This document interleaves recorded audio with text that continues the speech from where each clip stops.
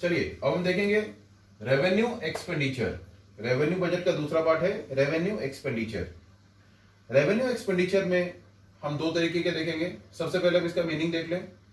Revenue expenditure means the expenses which neither increases asset of the government nor reduces liability of the government. That is known as revenue expenditure. Revenue expenditure का मतलब क्या है? Expenditure जो ना तो government के assets को increase करता है न ही गवर्नमेंट की लाइबिलिटी को कम करता है। That is known as revenue expenditure. इसके जो पार्ट है दो, पहला है प्लान एक्सपेंडिचर, दूसरा है अनप्लान्ड एक्सपेंडिचर। प्लान एक्सपेंडिचर का मतलब क्या है? Plan expenses are those expenses which are included in annual planning of the government. जो गवर्नमेंट के एनुअल प्लानिंग में कैटेगराइज है, इंक्लूडेड है, उसको हम बोलेंगे प्लान एक्सपेंडिचर। और दूसरा है unplanned expenditure are those expenditures which are not included in planning annual plan of the government, that is known as unplanned expenditure। चलिए यहां पे हम देखेंगे प्लान एक्सपेंडिचर के दो टाइप्स हैं।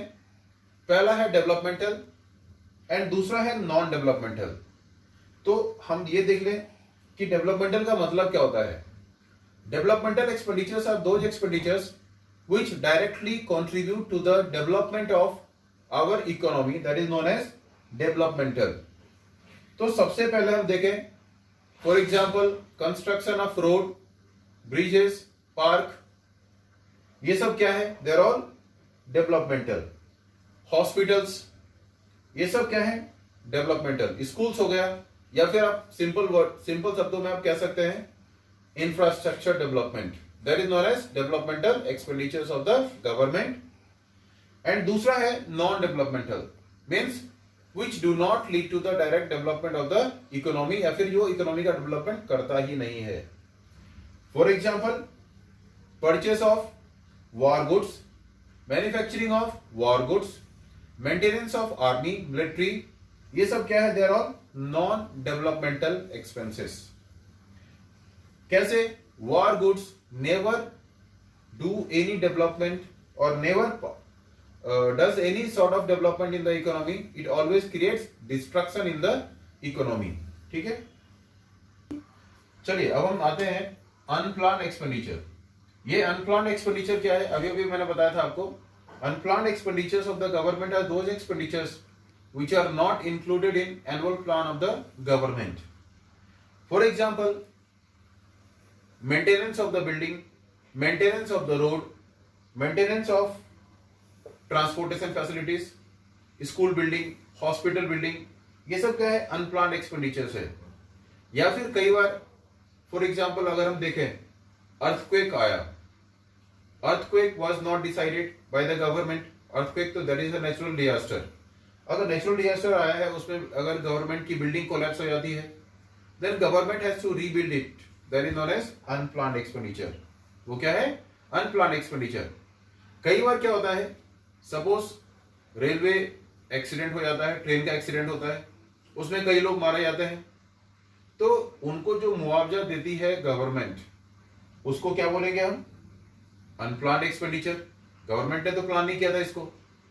दूसरा, अभी जैसे कोरोना वायरस का चल रहा है, कोरोना वायरस के कारण लॉकडाउन है, गवर्नमेंट ने तो ऐसा कुछ डिसाइड किया नहीं था, गवर्नमेंट के पास इनकम रिसिप्ट तो आ नहीं रहा है, लेकिन फिर भी उनका एक्सपेंडिचर तो हो रहा है, that is known as unplanned expenditure.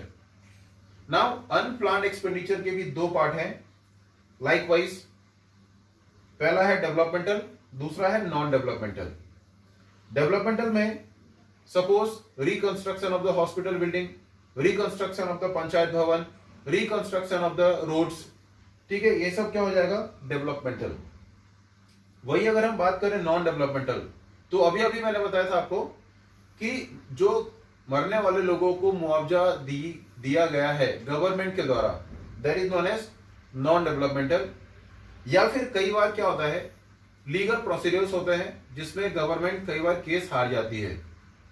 Government जो केस हार गई, उस पे जो खर्चा किया गया था गवर्नमेंट के द्वारा, that is also non developmental expenditures of the government. अब हम देखेंगे कंपोनेंट्स ऑफ गवर्नमेंट बजट का दूसरा part, capital budget. Capital budget के दो कंपोनेंट हैं, पहला है कैपिटल रिसिप्ट्स और दूसरा है कैपिटल एक्सपेंडिचर। कैपिटल रिसिप्ट में क्या क्या है, सबसे पहले हम देखेंगे कैपिटल रिसिप्ट का meaning. Capital receipt means the receipt which reduces asset and increases liability of the government, that is known as capital receipts। देखेंगे कैसे। पहला है recoveries of loans. Recoveries of loans में क्या होता है, सेंट्रल गवर्नमेंट या फिर हम बोल सकते हैं government recovers all those amount given to different departments by them. इसमें क्या हो रहा है, गवर्नमेंट का जो फाइनेंशियल एसेट है वो कम हो रहा है। इसको हम एक एग्जांपल से समझते हैं। सपोज आपके पास पैसा है, आपने उस पैसे को किसी अपने फ्रेंड को दिया हुआ है उधार पे। आपने सपोज लोन दिया हुआ है अपने किसी फ्रेंड को।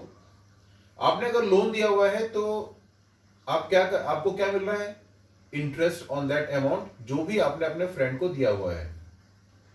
सपोज अगर आपने वो पैसा कलेक्ट कर लिया आपके फ्रेंड से, तो क्या होगा, now your friend is not responsible या फिर not liable to make payment of any interest amount to you any further. ये क्या हो गया, आपका जो एसेट है वो कम हो गया। कौन सा एसेट, फाइनेंशियल एसेट। उसी तरीके से रिकवरी ऑफ लोन के साथ गवर्नमेंट का जो फाइनेंशियल एसेट है वो रिड्यूस हो रहा है। दूसरा हम देखेंगे borrowings and other liabilities. Borrowings में क्या हो रहा है, government borrows fund from IMF, from World Bank, from internal sources, तो इसको हम बोलेंगे बोरोइंग्स। आप जितना ज्यादा बोरो करेंगे, सपोज आपने लोन लिया है बैंक से, तो जितने का लोन आपने बैंक से लिया है आपकी लायबिलिटी उतनी की बढ़ जाती है। उसी तरीके से गवर्नमेंट जितना भी बोरो करती है, चाहे वो वर्ल्ड बैंक से बोरो करे या फिर वो इंटरनल सोर्सेज से बोरो करे या फिर वो IMF से बोरो करे, उन गवर्नमेंट की लायबिलिटी उतनी ही बढ़ेगी जितना उन्होंने बोरो किया है from any of the sources, internal हो या फिर वो एक्सटर्नल हो। अब उसके बाद से हम देखेंगे डिसइन्वेस्टमेंट। डिसइन्वेस्टमेंट क्या होता है, disinvestment comes under the category of other receipts.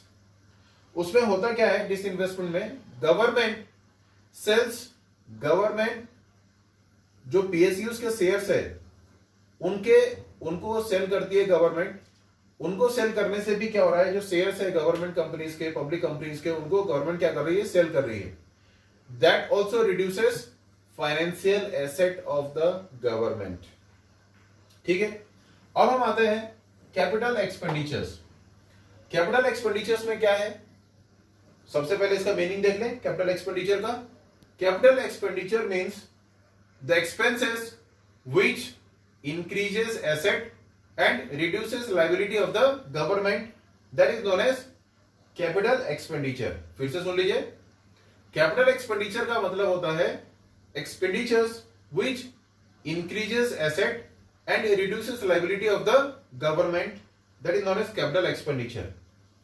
Capital expenditure का पहला जो पॉइंट है that is grant of loans. Grant of loan का मतलब गवर्नमेंट दोबारा लोन देती है यूनियन को, यूनियन टेरिटरीज को, स्टेट्स को या फिर दूसरे अदर गवर्नमेंट डिपार्टमेंट्स को, तो that is known as grant of loans. अब ग्रांट ऑफ लोन्स में क्या होगा, अगर आपने दोबारा अपने फ्रेंड को पैसे दिए, मींस अगेन ही becomes liable to make you payment of the interest. उसी तरीके से गवर्नमेंट जब यूनियन टेरिटरी को दे रही है, जब स्टेट्स को दे रही है या फिर जब किसी अदर डिपार्टमेंट्स को, गवर्नमेंट डिपार्टमेंट्स को दे रही है पैसे, then those departments are liable to make payment of the interest to the government। मतलब गवर्नमेंट का जो फाइनेंशियल एसेट है वो क्या हो गया, इंक्रीज। दूसरा रीपेमेंट ऑफ लोन्स। गवर्नमेंट ने जो बोरो किया हुआ था लोन IMF से, वर्ल्ड बैंक से या फिर इंटरनल सोर्सेस से, गवर्नमेंट क्या करेगी, उन लोन्स का रीपेमेंट करेगी। इससे क्या होगा, गवर्नमेंट की लायबिलिटी कम होगी। Now investment. गवर्नमेंट ने जो शेयर्स बेचे थे, गवर्नमेंट क्या करेगी, उसको रीपर्चेस करेगी। That is what government purchases land, buildings, shares, तो इसको हम क्या बोलेंगे, री इन्वेस्टमेंट। क्या बोलेंगे इसको? इन्वेस्टमेंट, या फिर आप इसको बोल सकते हैं री investment by the government.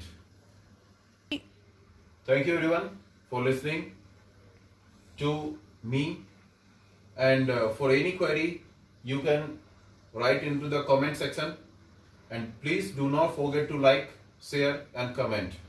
I'll be waiting for your comments, for your questions, for your queries. Thank you and stay safe, stay healthy. Thanks.